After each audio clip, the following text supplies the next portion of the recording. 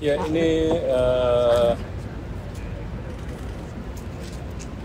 gedung pelayanan kesehatan bagi ibu dan anak yang menjadi bagian dari Rumah Sakit Sarjito di Yogyakarta. Saya tadi masuk melihat fasilitasnya sangat bagus sekali, perlengkapan untuk rumah sakitnya juga sangat bagus sekali, sangat modern, digital semuanya. Sehingga ini kita harapkan bisa mengurangi sebanyak mungkin kematian ibu dan anak di negara kita, Indonesia. Targetnya berapa Pak? Kan tadi Bapak mengatakan bahwa untuk ibu nomor 9. Ini kan baru satu contoh, mestinya di provinsi yang kita miliki itu juga memiliki fasilitas pelayanan kesehatan khusus untuk ibu dan anak. Dan kalau kita tahu, selama dalam 2 tahun belakang ini, Kementerian Kesehatan juga telah mengirim baik ke rumah sakit umum daerah di provinsi, di kabupaten dan kota, banyak sekali peralatan-peralatan yang sangat modern, baik CT scan-nya, mamogram, CAT lab, MRI, semuanya masuk. Dan kalau fasilitas rumah sakitnya bisa ditingkatkan seperti itu, saya kira tidak hanya stunting, tidak hanya kematian ibu, kematian anak, semuanya akan bisa kita kurangi semuanya.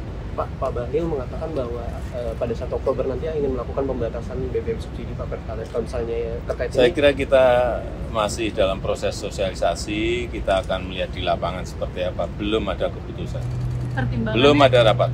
Pertimbangan sama urgensinya apa sih Pak? Apa? Pertimbangan dan urgensinya apa untuk apabila melakukan pembatasan ini Pak? Yang pertama, ini berkaitan nanti ya, utamanya di Jakarta itu dengan polusi. Yang kedua, kita juga ingin agar ada efisiensi di APBN kita, terutama untuk yang 2025. Ya. Kalau per September jadi berkantor di IKN Pak? September jadi berkantor di IKN nggak Pak? Lihat kondisi lapangan, karena memang banyak hal yang belum selesai, misalnya ke airport belum. Jika nanti kalau sudah pindah ke sana, mestinya kalau kita mau ke Papua ya dari IKN, kalau kita mau ke NTT dari IKN, kita mau ke Aceh juga dari IKN.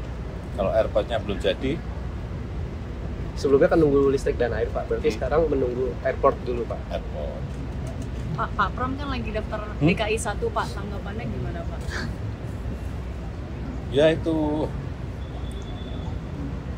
hak politik dari Pak Pramono Anung dan PDI Perjuangan, dan semuanya pasti sudah ada kalkulasi politiknya, sudah ada hitung-hitungan politiknya. Saya kira memutuskan seperti itu kan bukan sesuatu yang gampang. Pak, sudah izin ke Bapak? 2 hari yang lalu sudah. Begitu dia ditunjuk, langsung minta izin saya.